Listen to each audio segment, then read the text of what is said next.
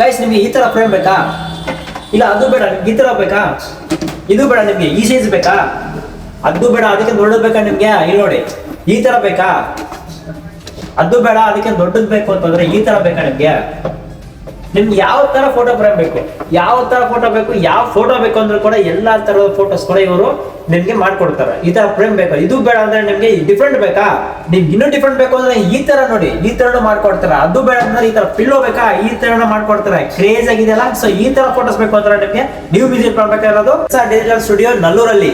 ಈ ವಿಡಿಯೋ ನಿಮ್ಗೆ ಇಷ್ಟ ಆಗಿದ್ರೆ ಲೈಕ್ ಮಾಡಿ, ಶೇರ್ ಮಾಡಿ, ಕಮೆಂಟ್ ಮಾಡಿ, ತಪ್ಪದೆ ನನ್ನ ಅಕೌಂಟ್ ನ ಫಾಲೋ ಮಾಡಿ.